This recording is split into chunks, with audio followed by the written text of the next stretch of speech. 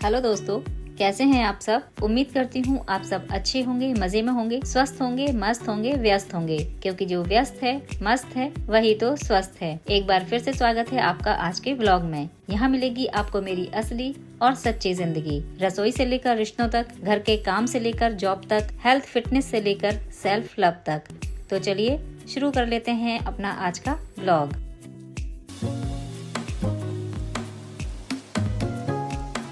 हम महिलाओं की सबसे बड़ी परेशानी होती है कि हम घर को चाहे कितना भी साफ सुथरा रख लें, लेकिन फिर भी वो हमें गंदा ही दिखता है। एक रूम से काम करके हम निपटे नहीं कि दूसरे रूम में बिखरा हुआ सामान मिल जाता है। कारण हमारे घर में इतने लोग हैं, घर में फैमिली है, बच्चे हैं, सभी के इतने काम हैं, सभी के अपने अपने सामान हैं, तो एक को हम समेटते हैं तो दूसरा बिखर जाता है और फिर यही प्रोसेस बार बार चलता रहता है सुबह से शाम तक। हम एक काम को ठीक करते हैं, दूसरा बिखर जाता है, तीसरे को ठीक करते हैं, चौथा बिखर जाता है और फिर होता ये है कि वही काम हम बार बार रिपीटेडली करते रहते हैं। इससे हम अपने आप को एग्जॉस्टेड फील तो करते ही हैं, साथ ही हम चिड़चिड़े भी होते चले जाते हैं। तो फिर सवाल आता है कि ऐसा हम क्या करें कि जिससे हमारी मेंटल पीस भी बनी रहे और हमारा घर भी साफ सुथरा, ऑर्गेनाइज्ड और व्यवस्थित दिखाई दे। देखिए, अगर मैं अपने पॉइंट ऑफ व्यू से आपको बताऊं तो किसी भी जगह की, किसी भी पर्टिकुलर एरिया की सफाई आपको तब तक नहीं समझ में आएगी या तब तक नहीं वहाँ की सफाई दिखाई देगी जब तक आपने उस जगह को प्रॉपर डीक्लटर नहीं किया हो। घर की साफ सफाई में डीक्लटरिंग एक बहुत बड़ा रोल प्ले करता है। एक साफ, व्यवस्थित और अननेसेसरी सामान से मुक्त घर न केवल देखने में सुंदर लगता है, बल्कि मेंटल पीस, पॉजिटिव एनर्जी और बेहतर प्रोडक्टिविटी प्रदान करता है। अक्सर हम अपने घर में कई ऐसी चीजें रख लेते हैं जो कई दिनों से, कई महीनों से, कई सालों से यूज में नहीं आई होती हैं। और यही जो एक्स्ट्रा सामान होता है जो हम यूज में नहीं ला रहे हैं, वो हमारे घर में एक्स्ट्रा स्पेस को घेरता है और हमारी क्लीनिंग को कठिन बनाता है। और ये बिखरा हुआ सामान ही हमारे घर को बिखरा हुआ महसूस कराता है। डीक्लटरिंग का मतलब सिर्फ सामान हटाना नहीं है, बल्कि अपने घर को व्यवस्थित, उपयोगी और आरामदायक बनाना है। तो अब देखते हैं कि वो ऐसे कौन से प्रभावी तरीके हैं जो हमारे घर को डीक्लटर कराने में हेल्प करते हैं। तो पहला जो तरीका है वो है एक समय में एक ही कमरे को चुनें। हम क्या करते हैं कि एक साथ ही एक ही दिन में पूरे घर की सफाई करने की कोशिश करते हैं, तो इससे हम थक तो जाते ही हैं, घर की सफाई भी नहीं होती है और जैसे हम करना चाहते हैं ना, एक दिन का मतलब 24 घंटे, और उस 24 घंटे में ही आप पूरे घर की क्लीनिंग करने के बारे में अगर सोच रही हैं तो वो पॉसिबल नहीं है।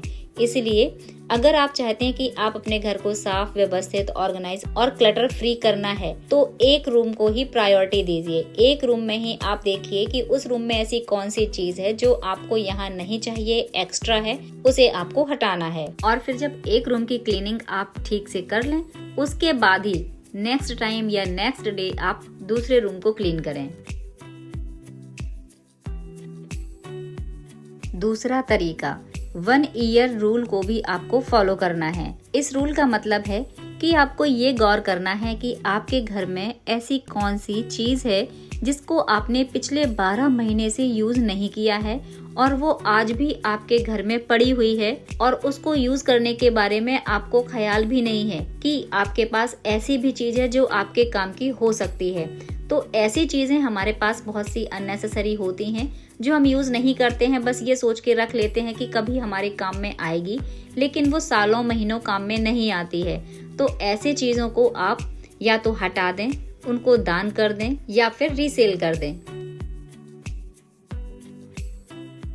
तीसरा तरीका, डीक्लटरिंग के दौरान आप कीप, डोनेट और डिस्कार्ड मेथड को जरूर अपनाएं। इसका मतलब है कि आपको अपने पास वही चीजें रखनी हैं जो आपके लिए सही में काम में आने वाली हैं, आपके सच में जरूरत को पूरा करने वाली हैं और आप इन फ्यूचर आप उसको फ्रिक्वेंटली यूज करने वाले हैं, तो उनको आप रख लीजिए। और कुछ ऐसी भी चीजें हैं जो आप यूज में नहीं कर रहे हैं, खराब नहीं हुई हैं, लेकिन अब आप उनको यूज नहीं करना चाहते हैं, तो ऐसी चीजों को आप डोनेट कर सकते हैं जो किसी दूसरे के काम में आ सकती हैं। और इसके अलावा जो ऐसी चीजें हैं आपके घर में जो ना तो आपके यूज की हैं और ना ही उनको कोई और दूसरा यूज कर सकता है या उनके काम की नहीं है, मतलब आपके भी काम की नहीं है और दूसरों के भी काम में नहीं आने वाली, तो ऐसे अगर सामान भरा पड़ा है तो उनको आप 100% विदाउट एनी सेकेंड थॉट उनको डिस्कार्ड कर दीजिए।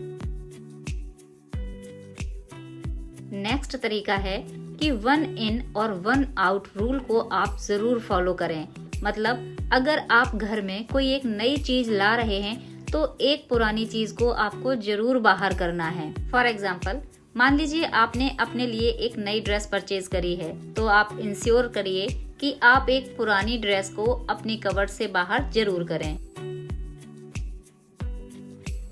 अगला तरीका, भावनात्मक रूप से जुड़ी हुई चीजों की संख्या को आप सीमित करें। हमारे घर में ऐसी बहुत सी चीजें भी होती हैं जो इमोशनल रूप से कहीं ना कहीं से हमसे टच में होती हैं और उनको हम रखते चले जाते हैं। तो ऐसी चीजों की संख्या पे भी आपको कंट्रोल करना है। तो जो कुछ बहुत ही खास इमोशनल चीजें जो आपके इमोशन को टच करती हैं, तो उसमें से कुछ खास चीजों को आप रख सकते हैं फिजिकली तौर पर। बाकी की जो भी चीजें हैं उनको आप फोटोज के रूप में भी कलेक्ट करके रख सकते हैं। तो जब भी आपको उनको लगे कि हाँ आपको उनको देखने की जरूरत है, याद आ रही है, तो फिर आप उन फोटोज को भी देख सकते हैं।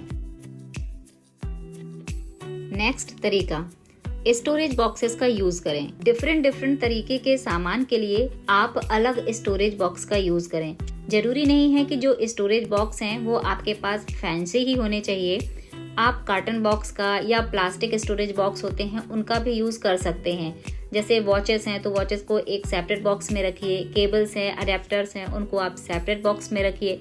इस तरीके से आप चीजों को कैटेगराइज करके अलग अलग बॉक्स में रखेंगे तो चीजें ऑर्गेनाइज रहेंगी, अरेंज रहेंगी और जरूरत पड़ने पर आपको इजीली मिल भी जाएंगी। नेक्स्ट तरीका, पुराने बिल्स और पेपर्स जरूर हटाएं। आपने गौर किया होगा कि हमारे घर में, हमारे दराज में, हमारे पर्स में आज भी ऐसे कई पेपर और बिल्स पड़े होंगे जिसकी शॉपिंग हमने कई महीने पहले करी थी और वो बिल आज भी हमारे पर्स में, दराज में पड़े हुए हैं। तो ऐसे अननेसेसरी पेपर्स को आप हटा दीजिए। ये एक तरीके से क्लटर ही क्रिएट करते हैं। अगला तरीका, बच्चों के खिलौनों को भी आप सेग्रीगेट जरूर करें। देखिए, हर घर में बच्चे होते हैं तो बच्चों की एज के अकॉर्डिंग हम उनके लिए टॉयज भी परचेज करते हैं। बच्चे तो धीमे धीमे बड़े हो जाते हैं और एक टाइम पर उनका मन भी भर जाता है और बच्चे उन खिलौनों से खेलना भी छोड़ देते हैं। लेकिन हम उनसे अपना अटैचमेंट दूर नहीं कर पाते।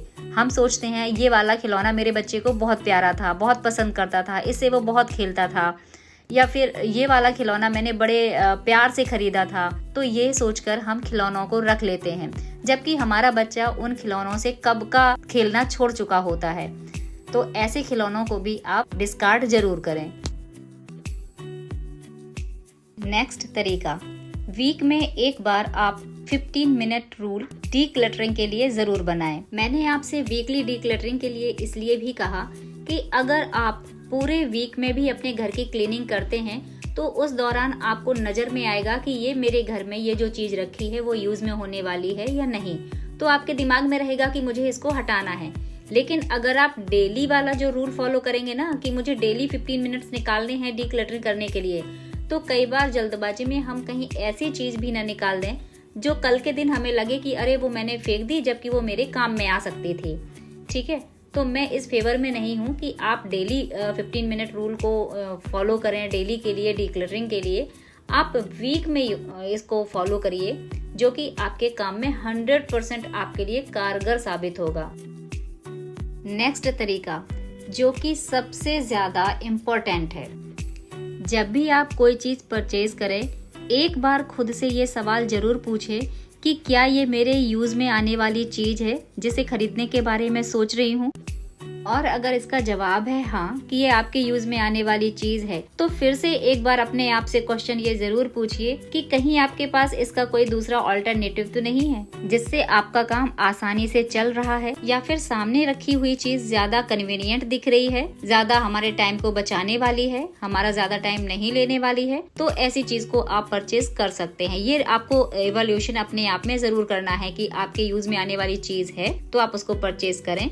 और अगर लगता है कि नहीं इसके बिना भी आपका काम चल जाएगा तो अननेसेसरी उस चीज को परचेज क्यों करना, या फिर आप उसको सिर्फ इसलिए भी परचेज करना चाहती हैं कि सामने रखी हुई चीज हमें ज्यादा ही अट्रैक्टिव और सुंदर लग रही है रादर देन कन्वीनियंट। तो ऐसी चीजों को परचेज करके आप बेवजह अपने घर में क्लटर कलेक्ट मत करिए।